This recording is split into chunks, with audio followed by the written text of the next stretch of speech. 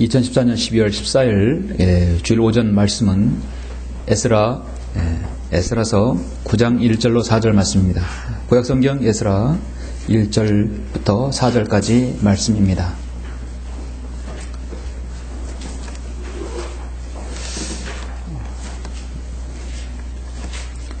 우리는 에스라에 관해서 설교를 많이 들어볼 기회가 없을 것입니다. 저도 에스라에 대해서 설교한 적은 이게 처음 같은데요. 사실 중요한 부분인데도 우리가 이제 놓칠 수도 있습니다.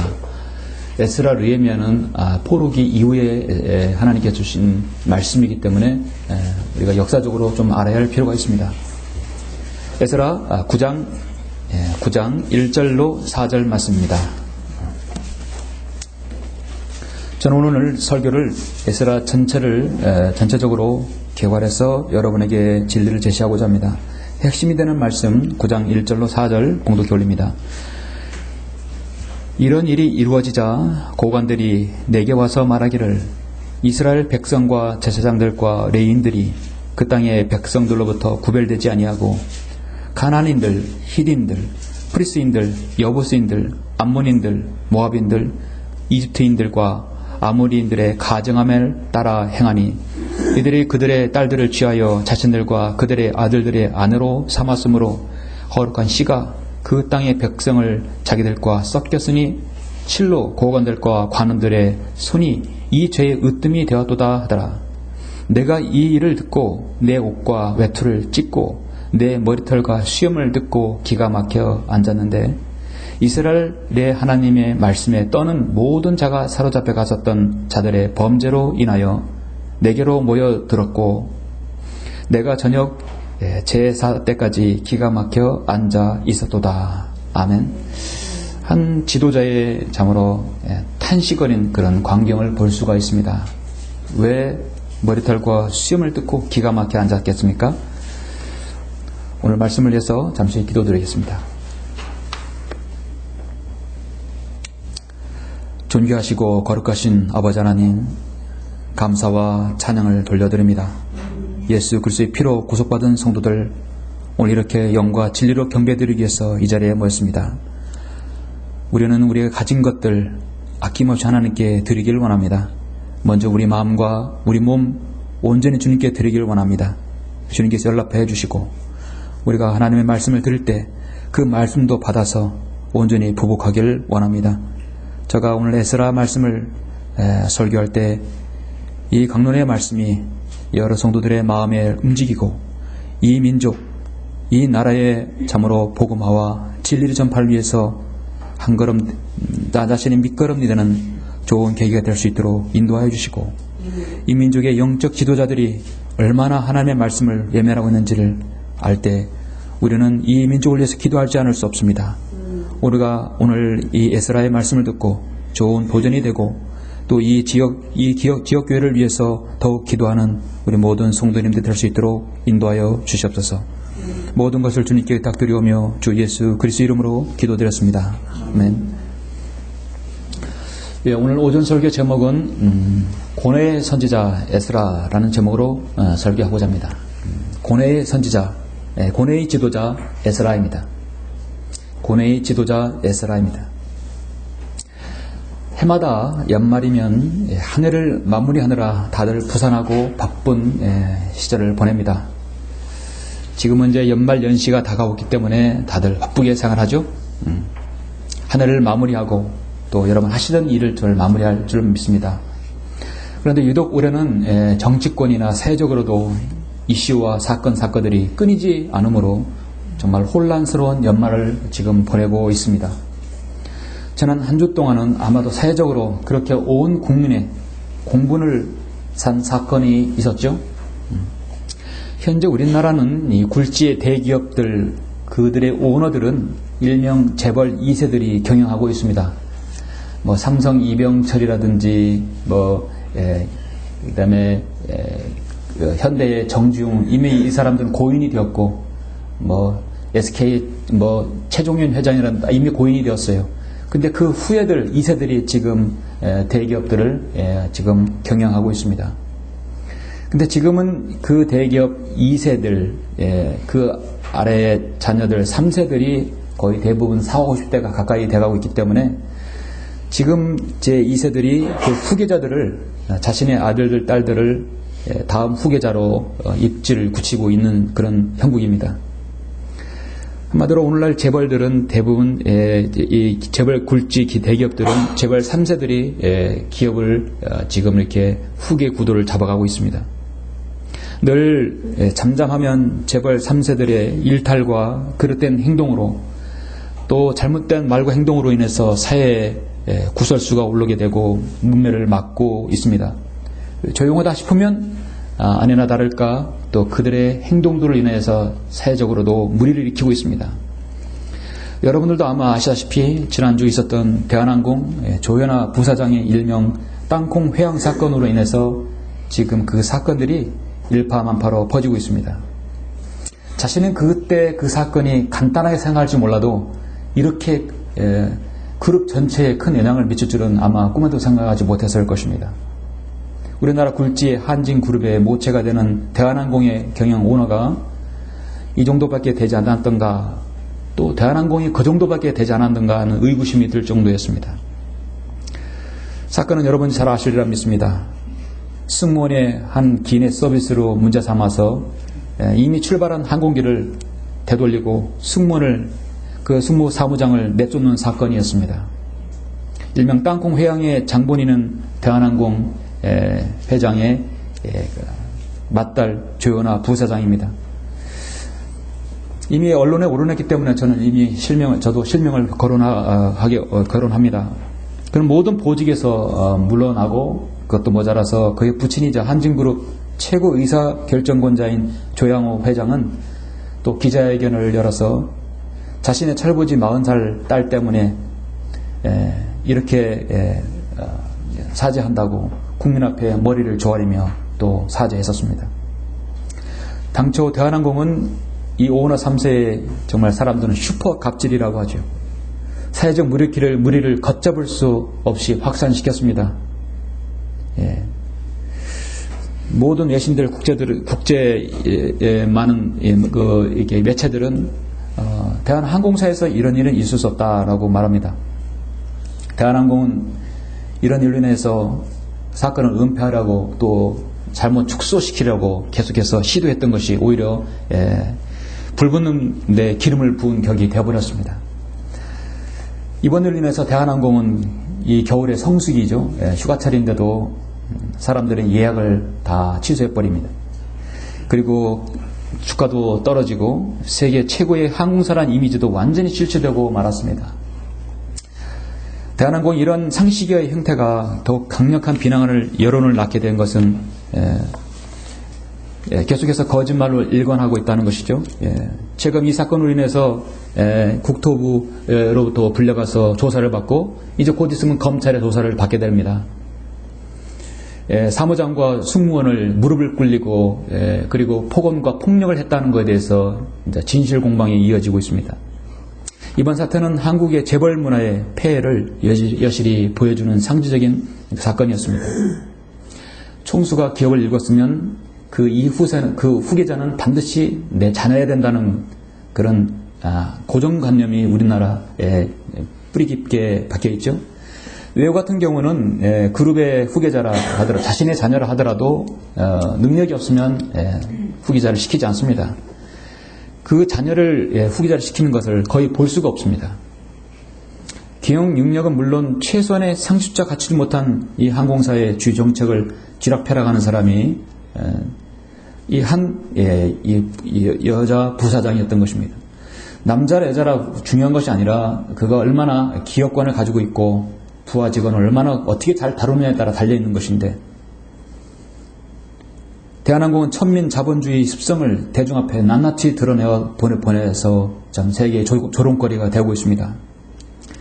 저는 이걸 볼 때 한진그룹 뿐이겠는가, 우리나라 굴지의 대기업들이 2세, 3세들, 그 이외인 세대들이 얼마나 그들이 노력해서 밑바닥부터 올라가서 그들의 자리를 올라갔던 것인가. 다 그렇지는 않겠죠. 이제 한진그룹은 시간이 지나면 여론의 분노가 가라앉으면 사람들은 그걸 잊어버리게 되죠. 그럼 슬그머니 그녀를 다시 경영진에 복귀시킬 수도 있을 것입니다. 사실 그런 생각을 아예 하지 말아야 할 것입니다. 실패한 경영인사가 만천에 드러났습니다. 땅콩 회항은 제 자식이라고 과대평가해서 능력도 검증하지 않은 채 후계자로 앉혀놓은 한국의 재벌 기업 문화와 그 오너들은 지금 반면교사로 삼아야 할 것입니다. 저는 이번 사건을 보면서 지금도 진영형이지만 어떤 경영자가 정말 아래로부터 신임과 존경을 받을 수 있고 사회적으로부터 이렇게 정말 이렇게 인정받는 그런 기업가가 될 수 있는 것인가? 어떻게 하면 경영자가 그렇게 될 수 있을 것인가? 늘 경영자는 CEO는 생각을 해야 할 것입니다. 그런데 경영자는 자신이 고용주라는 생각을 버려야 한다고 저는 생각합니다. 저 생각은 그래요. 경영자는 자신이 사장이고 고용인과 고용주의 관계를 떠나서 내가 고용주라 생각하는 걸 버려야 한다고 저는 봅니다. 자신은 한 기업의 지도자라고 봐야 되는 것이죠. 그러니까 오늘날 경영인들은 자신이 지도자라는 생각을 생각하지 못해요. 자기 일성만 차리고 항상 갑을 관계를 따지는 것입니다. 런던에 있는 큰 백화점을 세웠던 이 골든 세브리지의 성공의 비결은 뭐냐면 이 골든 세브리지의 큰 백화점을 세워서 크게 성공했던 경영주입니다. 자신은 늘 말합니다. 나는 고용주가 아니다. 나는 지도자다. 고용주와 지도자 간의 차이점은 자신은 이렇게 밝혔다고 하면서 밝힌 걸 제가 봤습니다. 고용주는 직원들을 몰아치지만 지도자는 그것을 지도한다. 고용주는 권위에 의존하지만 지도자는 친절에 의존한다. 고용주는 공포를 불어넣고 지도자는 열광을 고무한다. 고용주는 나라고 말하지만 지도자는 우리라고 말한다. 조현아 부사장이 영락없이 고용주 역할을 했던 것이에요. 너 내려. 내가 오늘 이 비행기 떠나지 못하게 할 거야. 그런 말을 흔치 않다는 것이죠. 고용주는 지역사회의 문제에 눈길을 돌리는데 그치지만 지도자는 그 문제를 해결합니다. 고용주는 이론에 밝지만 지도자는 실제를 보여줍니다. 우리 사회가 필요한 것은요, 잘 고용주가 아니라 한 지역의, 한 회사의, 한 기업의, 한 집단의 지도자가 필요한 것이죠. 대한항공을 비롯한 한국의 재벌 오너들, 각 기관의 기관장들, 정치인들, 모든 한 그룹의 장을 맡은 사람들은 자신이 고용주로 생각하지 말고 자신이 지도자라고 생각하면 사실 생각이 좀 바뀔 거라고 저는 생각합니다. 우리가 사는 이 사회는 다양한 사람들로 모여져 있습니다. 자신의 유익을 구하는 사람들, 매사에 쉽게 자신을 잃어버리는 좌절형도 있고 필요한 변화도 두려워하는 안주형도 있고 그리고 그 환경을 초월해서 뜻을 이루려는 의지형 많은 부류의 사람들이 모여 삽니다. 이런 많은 각계각층에 있는 부류의 사람들을 하나로 잘 규합해서 목적을 일구는 그 한 사람이 필요한 거죠. 그걸 우리는 지도자라고 말합니다.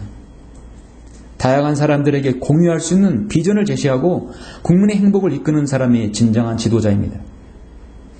자신이 그러면 고용주가 아니라 지도자 입장에서 회사를 경영해야 하면 이런 일이 없었을 것이에요.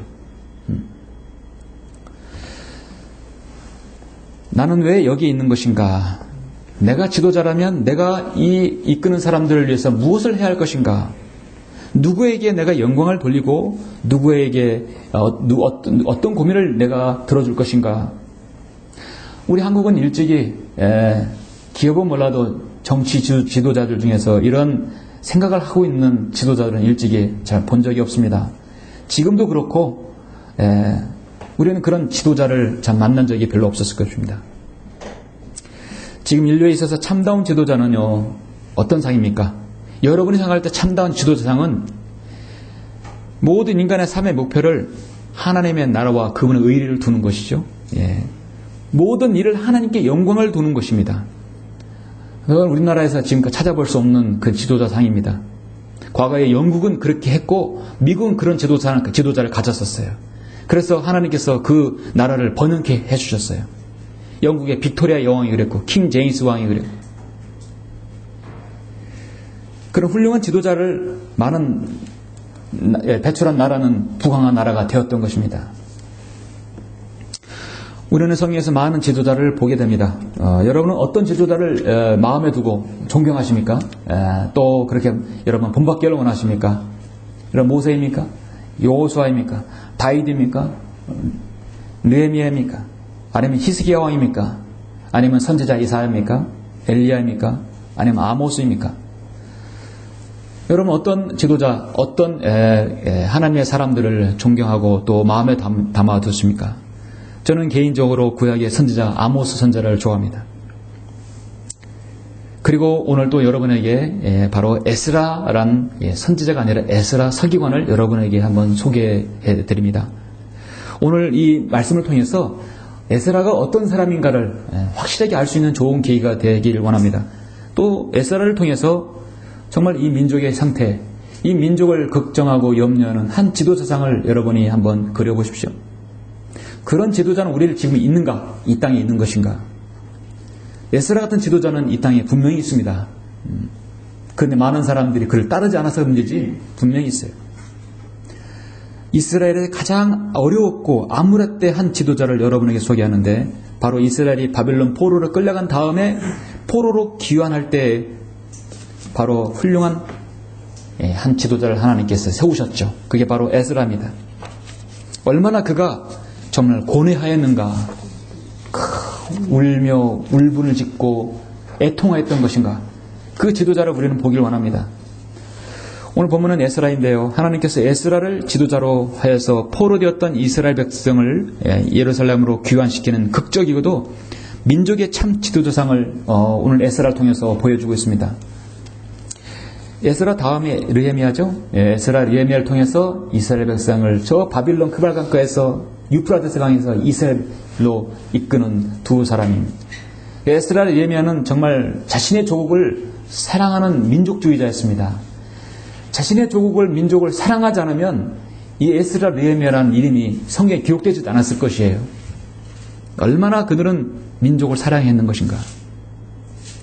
우리가 일제 강점기 때 36년 동안 일제 치하했을 때 얼마나 이 민족을 사랑하고 이 민족이 해방되기를 간절히 염원했던 사람이 대다수 누구였습니까? 다 그리스도인이었어요. 유관순 열사도 그리스도인이었고요. 많은 그리스도인이 그리스도인이었어요.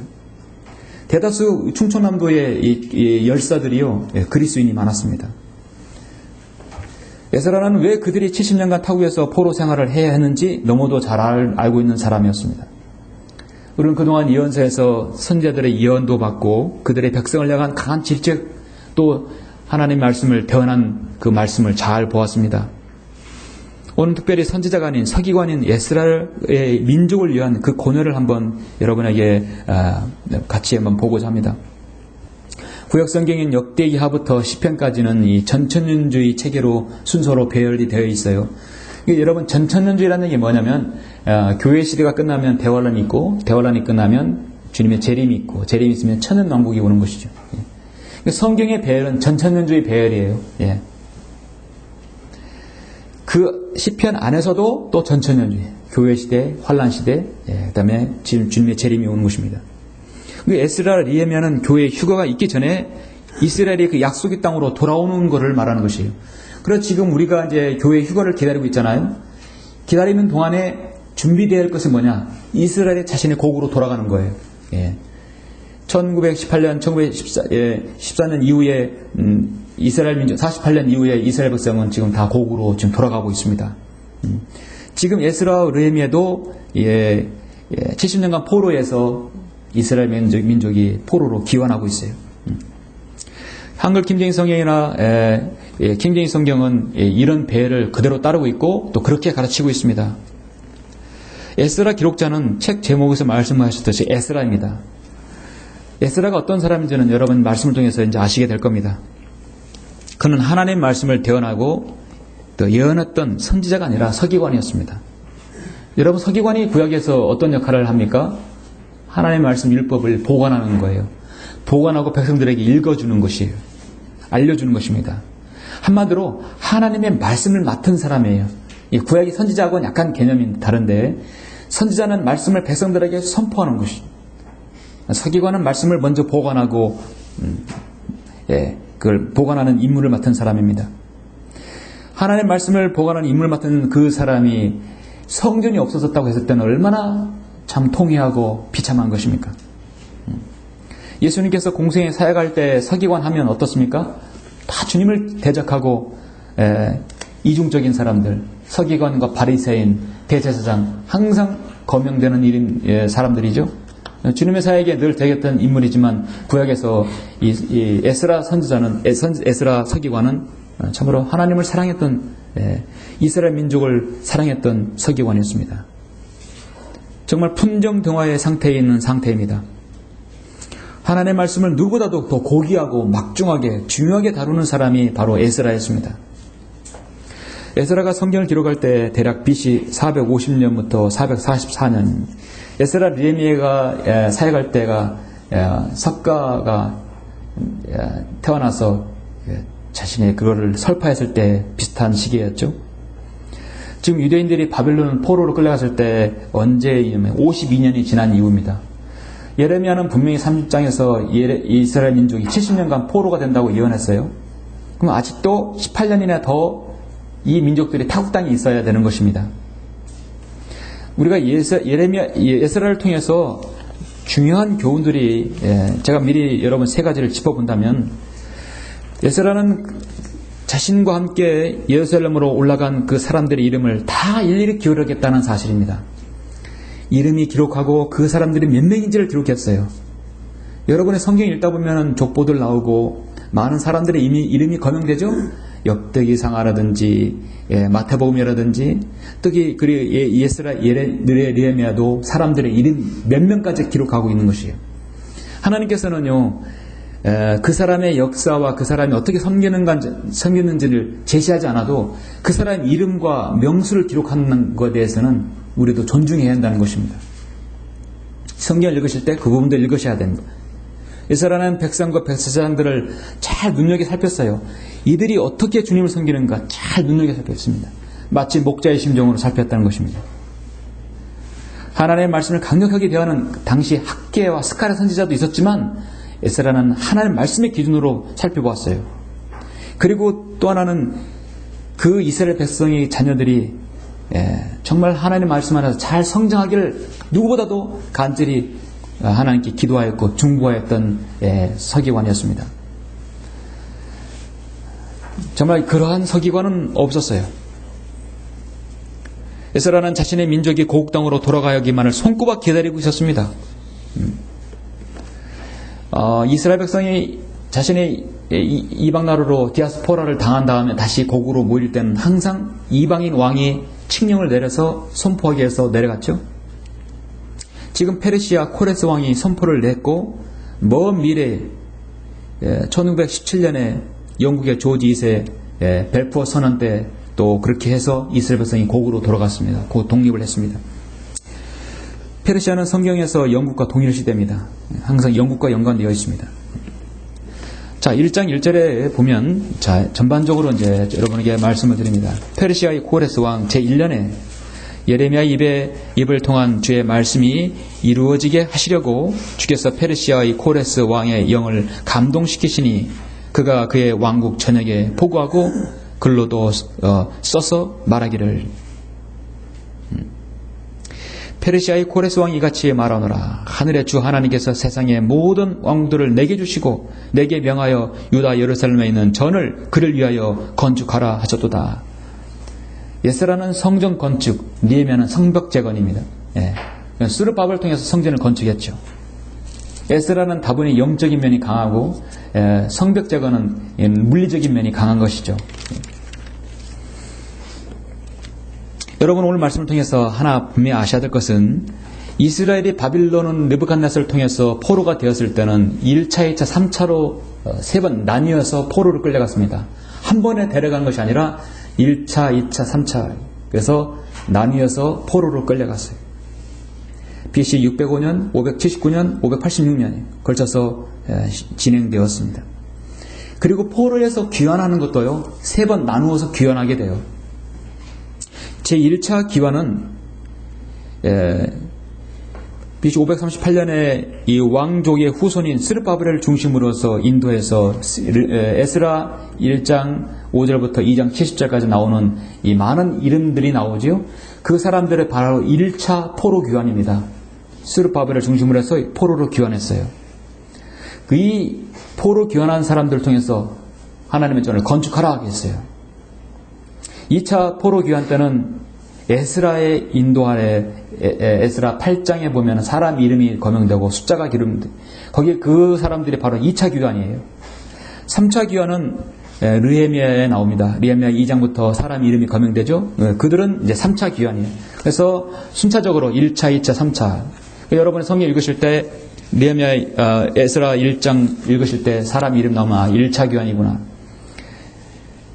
에스라 8장 같은 경우는 2차 귀환이고 느헤미야는 바로 3차 귀환인 것입니다. 에스라의 기록자, 에스라는 하나님을 경외하고 확실히 뛰어난 학자이자 자신의 신앙의 비결을 정말 이스라엘을 가르치고자 했던 탁월한 지도자였고 그거를 열망했기 때문에 하나님께서 그걸 주셨던 것입니다.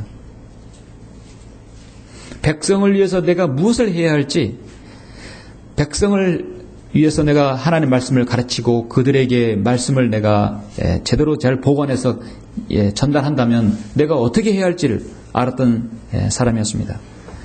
정말 백성의 심정을 이해했던 사람이에요. 하나님의 심정을 이해했던 사람입니다. 하나님께서 그 민족을 어떻게 보시는가에 대해서 에스라는 하나님의 마음을 알았던 사람입니다. 여러분, 하나님께서 이 민족에게 항을 김정일성을 허락해 주셨어요.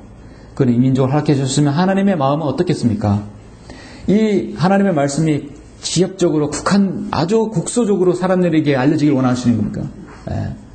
이 민족이 복음화가 되고 이 민족 전체가 구원받은 사람이 진리의 눈을 뜨려 오는 거예요. 그렇죠? 하나님 말씀이 전국에 전 세계 한인 사회에 다 퍼지길 원하는 것입니다. 그게 우리의 그리스도인의 심정이고 설교자의 심정일 것입니다. 저는 에스라의 그 고뇌하는 마음을 오늘 여러분에게 전달하고자 합니다. 고뇌하는 지도자, 고뇌의 지도자 에스라는 어떤 지도자였는 것인가? 첫 번째는 그는 자원하는 마음으로 준비된 지도자였다는 것입니다. 그는 준비된 사람이었어요. 무엇으로? 자원하는 마음으로 준비된 지도자였습니다. 그런 사람을 하나님께서 쓰신다는 것이죠. 자, 여러분 에스라 4장을 보시겠습니다. 1차 기환 때 지금 에스라 2장에서 많은 사람들이 몇 명이요 나오지요? 나오는데요. 4장 1절에 보니까 자, 이 1차 기환한 이 사람들 가지고 데리고 가서 성전을 재건하라. 그럴 때 늘상 하나님의 사역이 있을 때는 정확하게 늘 마귀도 그 사역을 방해합니다. 여러분, 우리가 하나님의 사역임을 어떻게 우리가 또 간접적으로 입증합니까? 마귀가 방해하기 때문에 하나님의 사역이 있는 것이에요. 이것이 마귀의 일이라면 마귀가 방해할 일이 아니죠. 순탄대로일 것입니다. 하나님의 일이기 때문에 늘 마귀의 방해가 있는 것이에요. 4장 1절에 보면 유다와 베냐민의 대적들은 사로잡혀갔던 자들의 자손이 이스라엘의 주 하나님께 성전을 건축한다는 것을 듣고 스룹바벨과 족장들에게 와서 말하기를 우리로 너희와 함께 건축하게 하라. 이는 우리도 너희가 하는 것처럼 너희 하나님을 찾으며 또 우리를 이곳으로 데려온 아수르의 에살 핫돈 왕의 때 이래로 그에게 희생제사를 드림이라 하더라. 그러나 스룹바벨과 예수아와 나머지 이스라엘 족장들이 그들에게 말하기를 우리는 하나님께 전을 건축하는데 너희가 우리와 더불어 할 일은 아무것도 없도다. 그렇죠? 다만 우리는 페르시아 왕 코레스 왕이 우리에게 명한 대로 우리끼리 함께 이스라엘 주 하나님께 건축할 것이라. 한 번도 그들의 고난과 그들의 동참하지도 않고 그들에게 하나님을 사랑하지도 않는 그 이방 민족들과 어떻게 연합해서 하나님의 전을 건축한다 하겠습니까? 스룹바벨에 하나님께 쓰신 이유는 바로 여기에 있는 거예요. 내가 너희와 함께 할 수 있는 건 아무것도 없다는 것이에요. 성경도 있는 지역 교회가 세상과 연합해서 할 수 있는 건 아무것도 없습니다. 하나님의 바른 말씀이 하는 개혁성경, 개혁개정판, 흠정력 그 어떤 것을 할지라도 함께 뭘 하자는 것은 그건 말도 안 되는 것이죠. 하나님께서 절대로 숫자를 보지 않습니다. 그 마음을 보십니다. 그렇게 했을 때 이들이 그냥 물러나가면 얼마나 좋겠습니까마는 마귀가 거기서 끝나는 게 아니죠. 4절에 보면 그 땅의 백성이 유다의 백성의 손을 약하게 하고 건축하는 그들을 방해하며 그들을 반대할 모사꾼을 고용하여 그들의 목적을 좌절시키려 하였으니 페르시아의 코레스 왕의 모든 날과 페르시아의 다레오 왕의 집권 때까지 그리하였더라. 지속적으로 방해한 거예요. 여기서 방해한 게 아니라 고소장까지 낸 것이에요. 다시 페르시아에게 아탁세르세스에게 그 편지를 써가지고 이걸 방해하게 하는 거예요. 수작을 부리는 것입니다. 아수르의 7위 때 곧 그의 7위 초기에 그들이 유다와 예루살렘의 거민을 걸어 왕에게 고소장을 썼더라. 그 고소장의 핵심이 뭐냐면 16절에 보시니까 이 바로 그겁니다. 우리가 왕께 보증하오니 만일 이 성읍이 다시 건축되고 그 성벽이 세워지면 이로 인하여 왕께서는 강 이편에 분깃을 갖지 못하게 되시는 것이니다. 세금도 더 거치지 못하는 것이고 손상이 되는 것이다. 13절에 보니까 이제 왕께 고하옵나니 만일 이 성읍이 건축되고 성읍이 다시 서게 되면 그들이 도로세와 관세와 조세를 내지 아니할 것이요 그리하면 왕께서 왕들의 세입에 손상을 주는 것이 되나이다. 그렇기 때문에 이거 건축되면 큰일 납니다. 늘 하나님의 사역에 중상 뭐락이 있는 거예요. 방해가 있는 거예요. 그렇죠? 마귀의 방해로 인해서 성전 건축이 좀 중단된 사태가 일어났습니다. 24절에 보니까 예루살렘에 있는 하나님의 전의 공사가 중단되어 페르시아의 다리오 왕의 7위 제2년까지 중단되었더라. 중단되었어요. 이때 학개와 스가랴 선지자가 얼마나 간절하게 또 하나님의 전은 반드시 완성될 것이다. 건축될 것이다. 성벽도 재건될 것이다. 그렇게 학개와 스가랴가 강력하게 그 사실을 선포하고 예언했던 것입니다. 그 예언한 것이 바로 5장의 말씀이에요. 이런 상태를 하나님께서 두고 보시겠습니까? 하나님께서 페르시아 왕 코레스 왕을 통해서 칙령을 내린 건 하나님께서 그렇게 주도적으로 움직이신 거예요. 중단되었다고 해서 마귀의 방해로 중단되었다. 하나님의 사역은 끝나는 것이 아닙니다. 다시 하나님께서 하나님의 은혜로 한 사람을 세우는 거예요. 그게 바로 누구냐? 바로 에스라를 세우는 것입니다. 에스라를 세워서 2차 기원을 다시 보내는 것이에요. 6장 1절을 보니까 그러자 다리오 왕이 칙령을 내려 바벨론에 보물을 쌓여있는 서고를 조사하도록 하였더니 조사해보니까 하나님의 은혜로 이걸 발견하게 된 거죠. 코레스 왕이 과거에 이 칙령을 내린 것을 지금 보게 된 겁니다. 메대인들의 지방에 있는 군 악메다에서 한 두루마리가 발견되었는데 거기에 이같이 기록되기를 1장 1절을 보는 겁니다. 코레스 왕 제1년에 코레스 왕이 예루살렘에 있는 하나님의 전에 관하여 한 칙령을 내리니라. 사람들이 희생제를 드리던 장소 즉 전을 건축할지니 그 기초를 튼튼히 놓고 그 높이는 60규빗으로 또 그 너비도 60규빗으로 하되 큰 돌 3줄에 새로운 제목 한 줄을 놓고 그 비용을 왕신에서 댈지니라. 그래서 또 느부갓네살이 예루살렘에 있는 성전을 해서 취하여 바벨론으로 가져왔던 하나님의 전의 금과 은 기명들을 돌려주어 예루살렘에 있는 성전으로 다시 가져와서 각각 하나님의 전 안에 있던 자리에 둘지니라 하였더라. 그 칙령을 지금 다리오 왕이 페르시아 코레스 다음 다리오 왕이 그걸 발견하게 된 겁니다. 그래서 지금 다시 칙령을 내린 거예요. 다시 그걸 명명을 합니다. 6절에서 그러므로 이제 강 저편의 총독 탓세와 스달보스네와 강 저편에 있는 아팔사겐들이 너희의 동료들은 그곳으로부터 멀리 있어 이 하나님의 전의 공사를 아직 막지 말고 유대인의 총독과 유대인의 장로들로 이 하나님의 전을 그 있던 자리에 건축하게 할지니라 했습니다. 그래서 하나님께서 다시 다리오 왕을 통해서 명명하게 하십니다. 좀 넘어져서 16절에 보니까 이스라엘 자손과 제사장들과 레인들과 사로잡혀간 자의 자손의 나머지가 기쁨으로 이 하나님의 전에 봉헌식을 거행하고 이 하나님의 전에 봉헌식에서 수송아지 100과 수양 200과 어린 양 400을 드렸으며 또 온 이스라엘을 위한 속죄제로 이스라엘 지파수에 따라 수념소 12를 드리니라 했습니다. 이렇게 해서 다시 재개됐습니다. 그래서 그 다음 아탁세르세스가 7장 1절에 보니까 한 사람을 세워서 너는 가서 2차로 포로 귀환을 해서 다시 돌아가서 페르시아 코레스 왕이 칙령했던 그것을 실행하라 했으니까. 그래서 7장 1절에 보니까 여기서 이제 우리가 볼 것이죠.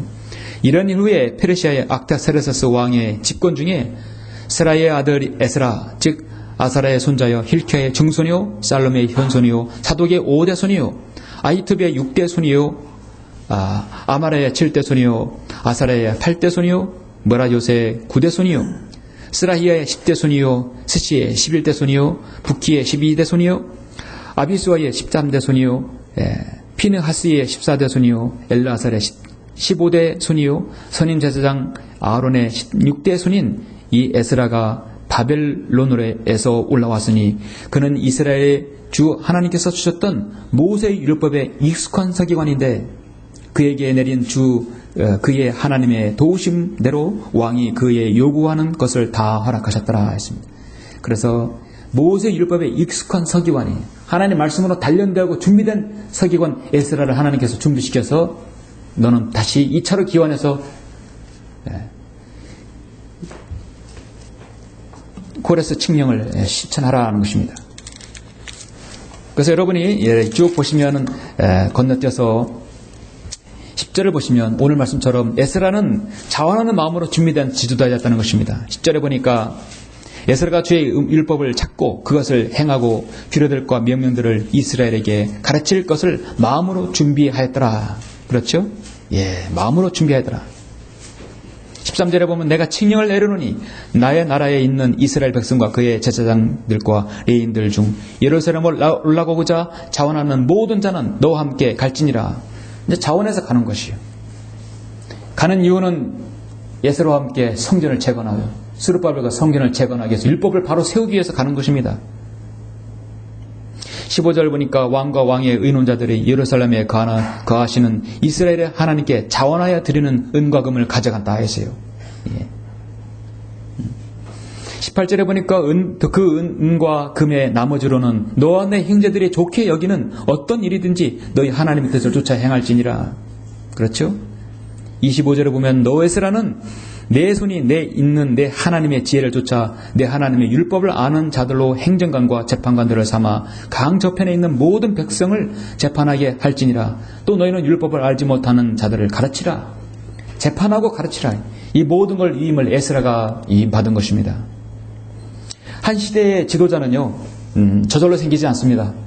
준비되어집니다. 하나님께서 훈련시키고 준비되어져서 그 한 지도자를 세우십니다. 이 민족에게 한글 김진 성경을 우연히 여러분 21년 전에 22년 전에 만들었다고 생각하십니까? 그 전에 물론 수많은 사람들이 목회자들이 이 땅에 140년 전에 그 기간 동안에 미국에서 영국에서 많이 프린스턴이라든지 웨스트민스터 수많은 곳에 왔다 갔다 하면서 킹제임 성경을 왜 안 바뀌었습니까? 그들이 킹제임 성경이 다른 성경이랑 왜 몰랐겠습니까? 알았다 하더라도 그들은 그럴 용기가 없었어요. 이 민족에게 자신이 씨앗이 되어서 하나님 말씀을 온전하게 번역하고 바른 말씀의 진리를 자신의 민족의 백성들에게 이 무주몽매한 이 한국 사람들에게 알려줄 수 있는 그런 용기가 없었던 것입니다. 준비되지 않았어요. 하나님께서는 그 누구도 세우지 않았던 것입니다. 조용기에게도 김중군에게도 박옥수에게도 유병원이 누구죠? 그 장인사 그 사람에게도 어느 누구에도 하나님께서 허락하지 않았어요. 하나님께서 이소호 목사님에게 허락하셨던 것입니다. 권신찬에게도 허락하지 않았어요. 그 누구도 허락하지 않았습니다. 하나님께서 이소호 목사님을 대한항공에서 비행기 그곳에서 하나님께서 40세 구원받게 해주시고 미국에 건너가서 공부를 하게 하고 그래서 이 민족을 위해서 하나님께서 주신 그 은혜로 인해서 한글 김진성이 1994년 4월 10일 날 탄생하게 된 것입니다. 여러분도 그 은총을 잊게 되었죠? 하나님께서는 마음으로 자원하는 마음으로 준비된 지도자를 하나님께서 세우십니다. 한 지도자가 헌신하고 생을 드릴 때 그 민족은 복이 되는 거예요.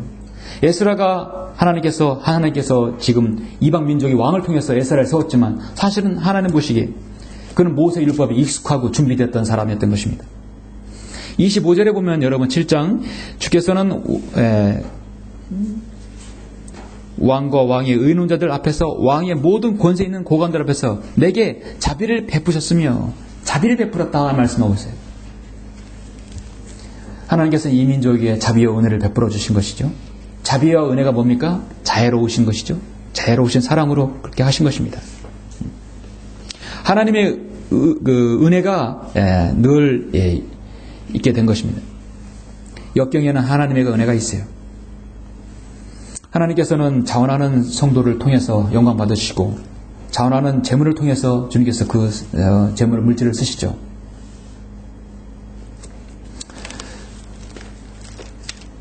사도 바울도 고린도 교회에게 늘 자원하기를 원하던 것입니다.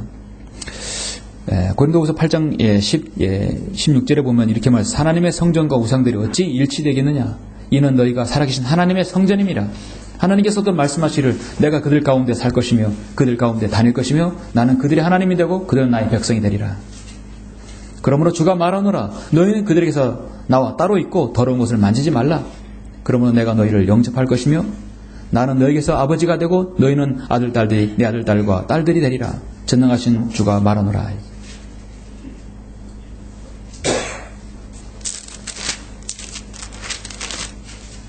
제 고린도후서 8장 그뿐만 아니라 그는 또한 우리와 함께 이 은혜를 가지고 여행하도록 여러 교회에서 선정된 사람이니 우리가 맡아 일하는 이 은혜는 동일하신 주의 영광을 나타내고 너희의 준비된 마음을 나타내는 것이라.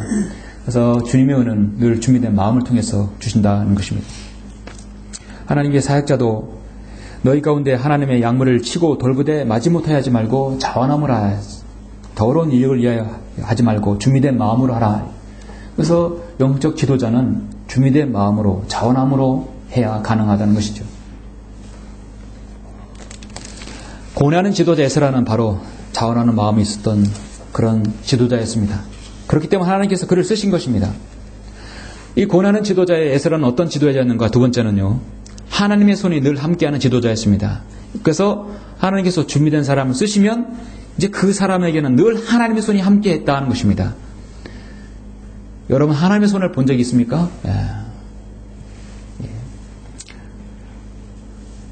하나님의 손은 보이지 않지요? 하나님 볼 수 없는데 어떻게 하나님의 손을 볼 수 있습니까? 그러나 이 하나님의 손이라는 말은요, 이 에스라에서 유독 볼 수 있는 용어입니다. 7장 28절을 보시면 방금 전에 제가 서두를 읽다 말았는데요. 주께서는 지금 이 다리오 왕을 통해서 에스라를 들어서 지금 포로를 기환시키고 율법을 세우고 성전을 재건하려 할 때 했을 때 에스라는 어떤 사람이냐면 주께서는 왕과 왕의 의논자들 앞에서 왕의 모든 권세 있는 고관들 앞에서 내게 자비를 베푸셨으며 또 주 나의 하나님의 손이 내 위에 계심으로 내가 힘을 얻어 이스라엘에서 나와 함께 올라가는 우두머리들을 모았도다. 하나님의 손이 내 위에 계셨다. 8장 여러분 22절에 보니까 한번 보시면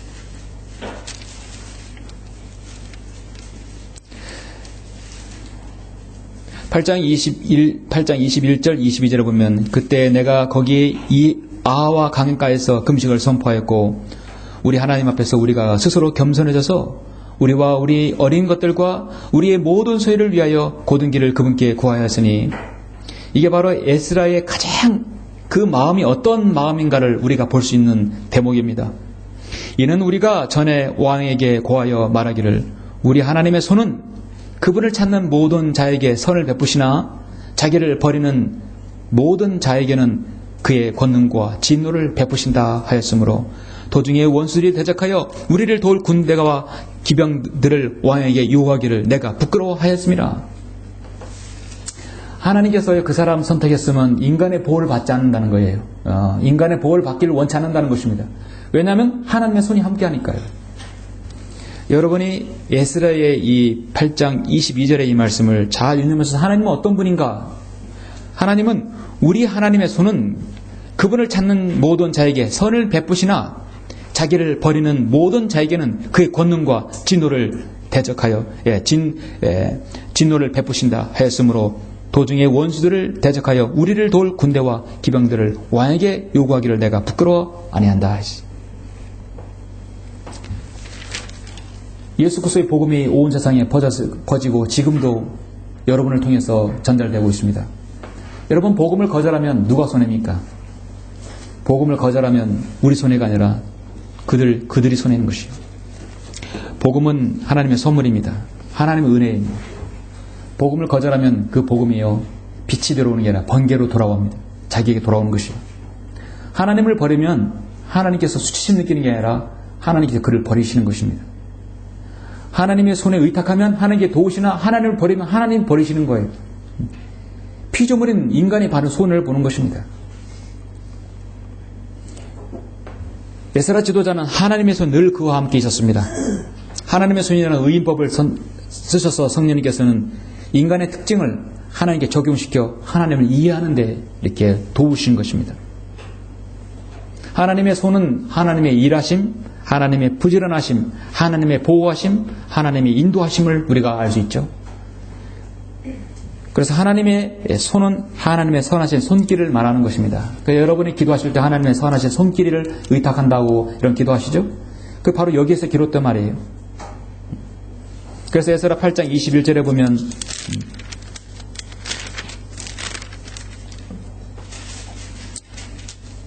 8장 31절에 보면 이렇게 나오죠. 그리고 나서 우리가 첫째 달 11일에 아하와 강을 떠나 예루살렘으로 가는데 우리 하나님의 손이 우리에게 계셔 원수의 손과 길에서 매복한 자들의 손에서 우리를 구해 주셨도다. 자, 인간의 방편으로 인간의 부대와 기병을 통해서 보호받는 게 아니라 하나님의 손을 통해서 보호받는다는 것입니다. 그렇죠? 하나님의 손길을 우리는 늘 구해야 할 것입니다. 여러분이 기도하실 때도 하나님의 선하신 손길, 하나님의 선하신 손길에 의탁해야 할 것입니다. 그래서 8장 18절에 보면 이렇게 말씀하고 있어요. 우리 하나님의 선하신 손길로 그들이 이스라엘 손자 레이의 아들 말리의 아들들 중에서 우리에게 한 명철한 사람을 데려오고 또 세레비아와 그의 아들들과 형제들 18명과 이렇게 좀 나오죠. 하나님의 선하신 손길이 있다는 것입니다. 7장 9절에서도 이렇게 나오죠. 첫째 달 1일에 그가 바벨론을 떠나 그에게 내린 그의 선하신 하나님의 선하신 손길에 따라 다섯째 달 1일에 예루살렘으로 왔더라. 예레미야는 늘 하나님의 손이 있고 하나님의 선하신 손길이 있었던 사람이었습니다. 하나님께서 그렇게 하신 것이. 창세기 49장 24절에서도 요셉에 대해서 썼을 때 요셉의 활이 더 강하고 그의 손에 팔에 야곱의 능하신 하나님의 손을 통해 강해졌다 말씀하고 있어요. 우리가 기도할 때 하나님의 선하신 손길, 하나님의 능력 있는 팔로 하나님의 손으로 보호하시라는 것입니다. 이번에 교황이 우리나라에 왔었죠. 프란체스코 교황이 왔을 때 원래 교황이 어느 나라 가면 항상 방탄차, 교황 전용차를 타고 다녀요. 외국의 원수들, 국가 대통령들이 방탄 그 수용차를 타는 것은 이해가 갑니다만,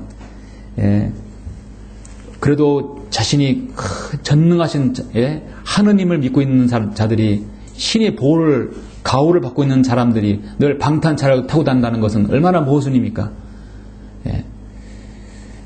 이 세상에 많은 그리스도인들, 많은 복음 전파자들이 사람들에게 보호를 받기 위해서 경호원들을 대동하고 방탄차를 타고 그렇게 복음을 전했습니까? 완전히 노출된 상태에 전하는 것이. 왜 그렇습니까? 하나님의 선하신 손길과 보호를 받기 때문에 그렇게 하는 것입니다. 빌리 그람이, 잘스 피니하고 디엘 무디, 조나단 에드워드, 조지 히필드, 그 어떤 거리 설교자들이 경호원들을 대동하고 복음을 전하지 않았어요. 오늘날 대표적으로 유광수 목사라든지 이렇게 조용기 목사, 한몫한다는 사람들 보면 얼마나 많은 경호원들을 대동하고 다닙니까? 왜냐하면 하나님 보호를 받을 수 없다고 생각하기 때문에 인간의 보호를 받는 거예요. 에스라는 굳이 인간의 군대와 기병을 보호받기를 부끄러워했다고 말씀하고 있습니다. 왜냐하면 하나님의 권능과 하나님의 손을 의탁하기 때문에 그렇게 하는 것입니다. 여러분 어디에서 인간의 보호와 인간의 방편이 아니라 정말 어떤 일을 하든지 하나님의 보호와 하나님의 인도하심, 하나님의 선하신 손길에 여러분 의탁해야 되는 것입니다. 그것이 바로 에스라의 그런 믿음인 것이에요.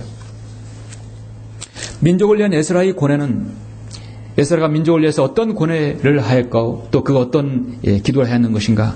오늘의 가장 핵심적인 말씀, 바로 에스라의 진면목을 볼 수 있는 장면입니다. 바로 오늘 본문이었죠. 에스라 9장 1절로 4절 말씀입니다. 에스라는 세 번째로 성별되지 않는 이스라엘의 상태 때문에 고뇌하는 지도자였습니다. 에스라는 두 번째 포로의 기환을 하고 난 다음에 와보니까 기가 막힌 일이 벌어지는 것입니다. 하나님의 전을 회복하기 위해서 그 이스라엘 백성을 수천리나 되는 먼 길을 마다하지 않고 데리고 왔는데 모든 사람이 헌신하고 하나님을 온전히 따르는 불구하고 그렇지 못했던 것입니다. 그전에는 이미 1차 기환 때 사탄의 대적들, 마귀의 대적들이 방해 공작에도 불구하고 성전이 중단되었었어요.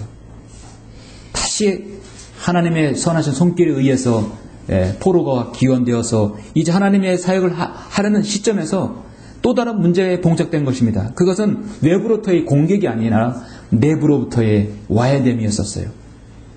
사탄은요, 외부 물리적인 공격을 하다가 안 되면은 내부적으로 무너지게 만드는 것이, 그건 바로 이스라엘 백성이 온전하게 성별하지 못하도록 만들어버리는 것이, 내부적으로 불거진 문제들이 생기게 하는 것입니다. 오늘 본문 9장 1절에 보면 이런 일이 이루어지자라는 것은 결국은 뭐냐면, 이제 하나님께서 1차, 2차 기원하고 페르시아 다리오 왕을 통해서 에스라 내가 가서 그걸 실행하라 했을 때 그 일이 이루어지는 것이에요. 이제 에스라가 이제 포로를 기원해서 포로 같이 와서 지금 이스라엘에 온 것입니다. 그래서 9장 1절이 이런 일이 이루어지자라는 말이 나온 것입니다. 고관들이 내게 와서 말하기를 이스라엘 백성과 제사장들과 레위인들이 그 땅의 백성들로부터 구별되지 아니하고 가나안인들, 히딘들, 프리스인들, 여부스인들, 암몬인들, 모압인들, 이틴들과 아모리인들의 가정함을 따라 행하니 이들이 그들의 딸들을 취하여 자신들과 그들의 아들들의 아내로 삼았으므로 거룩한 씨가 그 땅의 백성들을 자기들과 섞였으니 실로 고관들과 관원들의 손이 이 죄의 으뜸이 되었도다 하더라. 내가 이 일을 듣고 내 옷과 외투를 찢고 내 머리털과 수염을 듣고 기가 막혀 앉았는데 이스라엘 하나님의 말씀에 떠는 모든 자가 사로잡혔던 자들의 범죄로 인하여 내게로 모여들었고 내가 저녁 제사 때까지 기가 막혀 앉아 있었도다. 기가 막히다. 우리 한국 사람들 정말 기가 막힐 그런 표현을 쓰죠.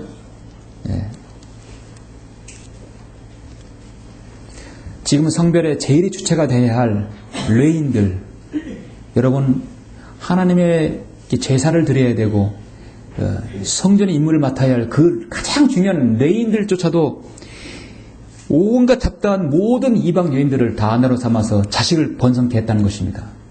이 일을 어쩌합니까? 이미 그 땅의 남은 자들 뿐만 아니라 1차 기원에서 2차 기원까지 다 지금 물들어 버리는 것이에요. 일찍이 모세와 여호수아가 이 카나안 땅에 있는 백성들이 어떤 사람들이었어요? 카나안, 히딘, 프리스인, 여부스인, 암몬인들 아닙니까?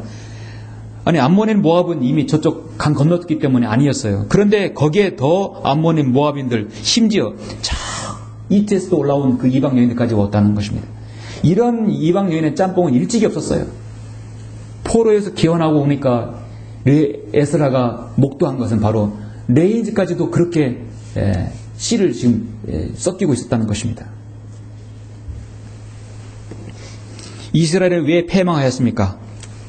하나님의 말씀을 거역했기 때문이죠. 그 어떤 말씀을 거역했는가요? 여러분 9장 11절 12절을 거역했기 때문에 이스라엘이 패망한 것입니다. 끊임없이 선지자를 통해서 제시한 것이 무엇입니까? 이것은 주께서 주의 종 선지자들로 명하여 말씀하시기를 9장 11절 너희가 가서 차지하려는 땅은 그 땅의 백성의 불결함과 그들의 가증함으로 더러운 땅이니 이 끝에서 저 끝까지 그들의 더러움으로 가득 찼느니라. 그러므로 이제 너희의 딸들을 그들의 아들들에게 주지 말고 그들의 딸들도 너희 아들들에게 데려오지 말며 그들의 화평이나 그들의 안녕도 영원히 구하지 말라. 들어가면 싹 쓸어버리는 것이 하나님의 법이에요. 그러면 너희가 강성하게 되어 그 땅에 좋은 것을 먹고 그 땅이 영원토록 너희 자손에게 유업으로 남겨주게 되리라 하신 것이니라. 하나님께서 이 땅에 한국 김정일성을 허락하시고 성경 믿는 사람을 태동케 한 이유가 무엇입니까? 기존 개혁성경하고 하는 사람들과 교리로 그들의 연합으로 무엇을 짬뽕해서 뭘 하라는 것입니까? 성별주의자를 만들기 위해서 하나님께서 바른 성경을 제시한 것이에요. 그렇죠? 여러분과 저는 우리는 성별주의자예요. 성별하는 사람들입니다.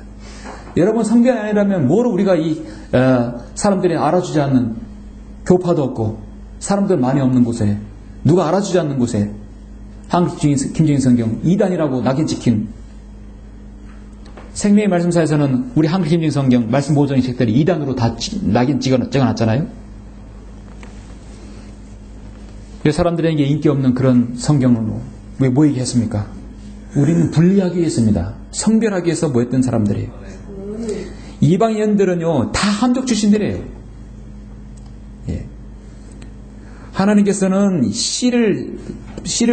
그들의 씨를 혼잡케 하는 것뿐만 아니라 그들이 입는 옷도 레위기 19장 19절을 통해서 농작물까지도 복장까지도 음식도 머리 모양도 모든 거 다 구별시켜서 분명히 명명하셨어요.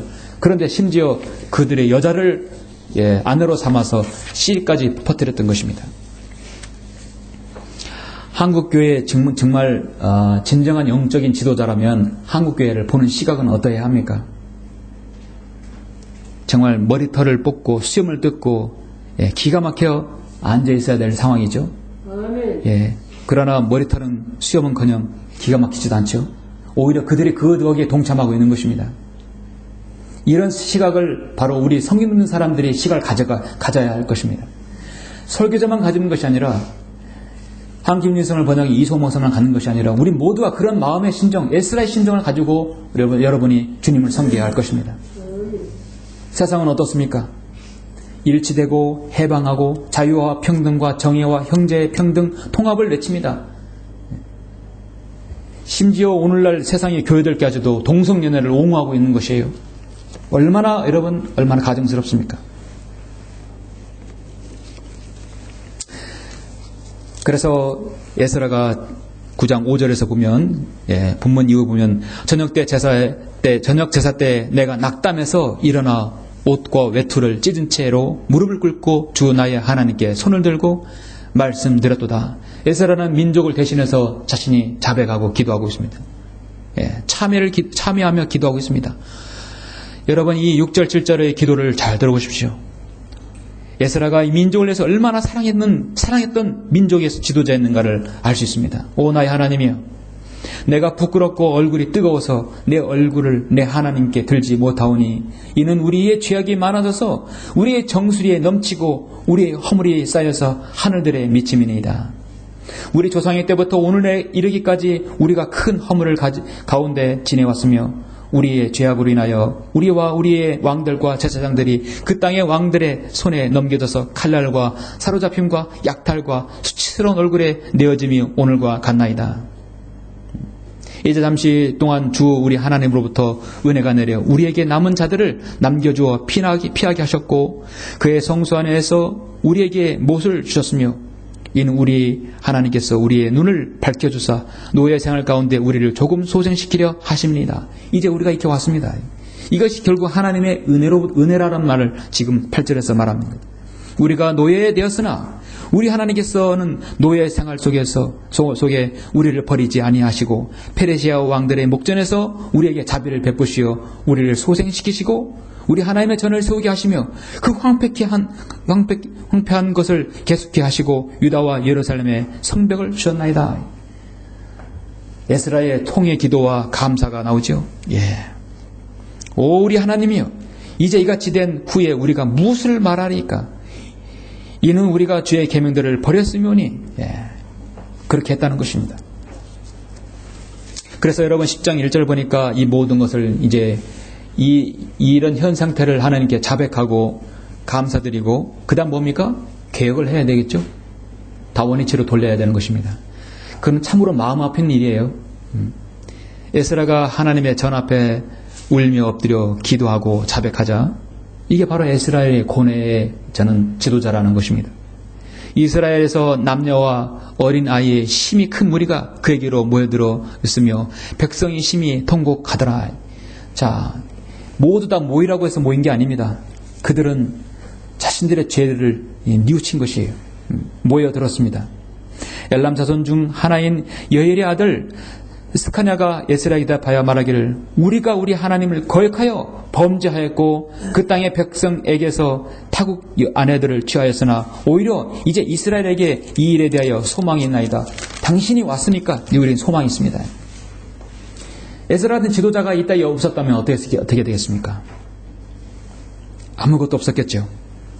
그래서 좀 건너뛰어서 14절에 보니까 이제 온 회중에서 우리의 관원들을 세우고 우리의 성읍들에서 타국 아내들을 취한 모든 자로 정한 때 각 성읍의 장로들과 재판장과 함께 오게 하여 이 일로 인한 우리 하나님의 불같은 진노가 우리에게서 돌이켜지게 하소서.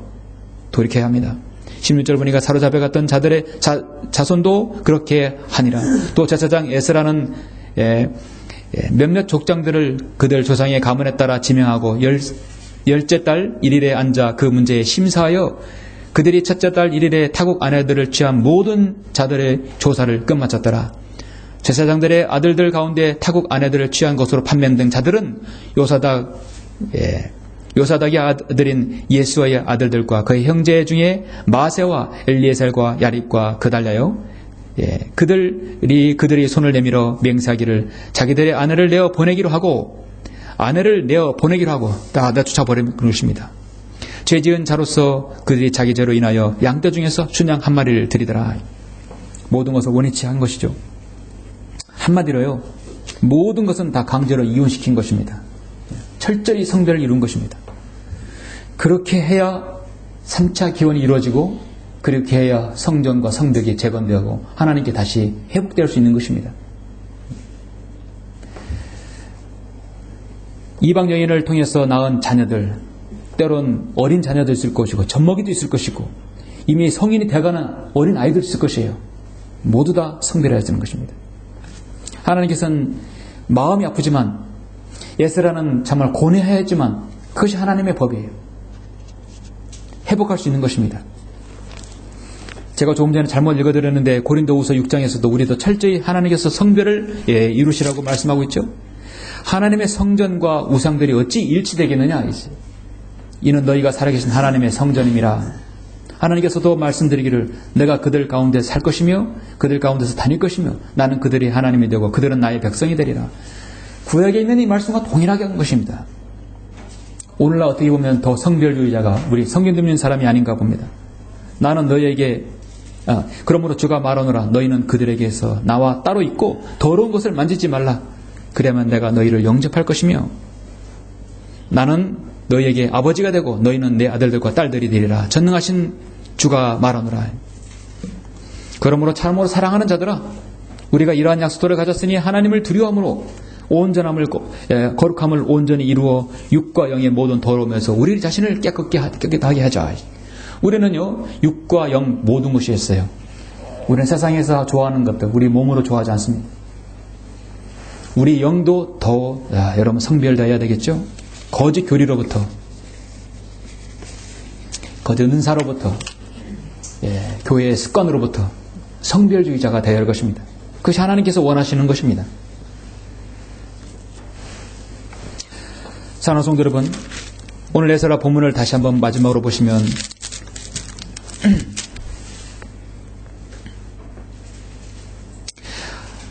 에스라는 정말 하나님의 은혜가 있는 사람이었습니다.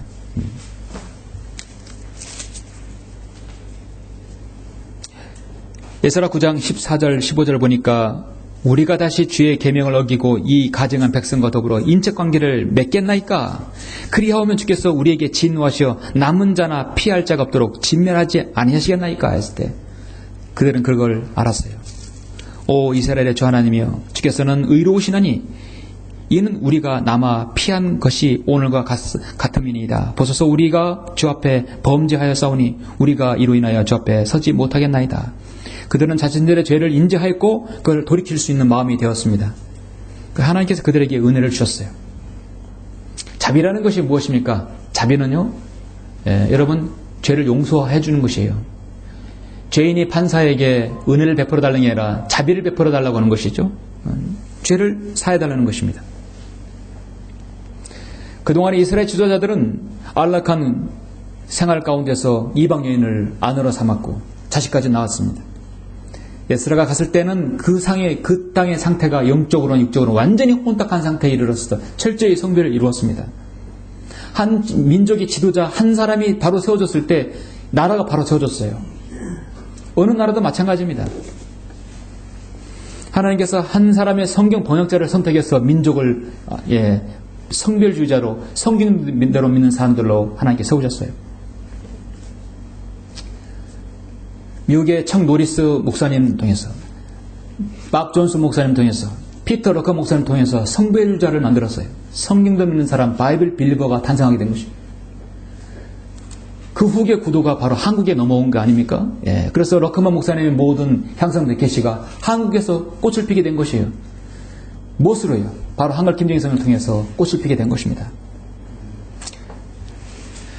하나님께서는 에스라를 통해서 자원하는 마음을 통해 준비된 지도자를 하나님께서 준비시켜서 하나님의 손이 늘 그와 함께 있었고, 그는 성별하지 않는 이스라엘 백성 상태를 고뇌하고 그들의 죄를 대신해서 용서를 받고, 그리고 그들을 다시 성별주의자로 만들었던 것입니다. 백성을 성별케 하는 것은 한마디로 과감한 개혁이죠.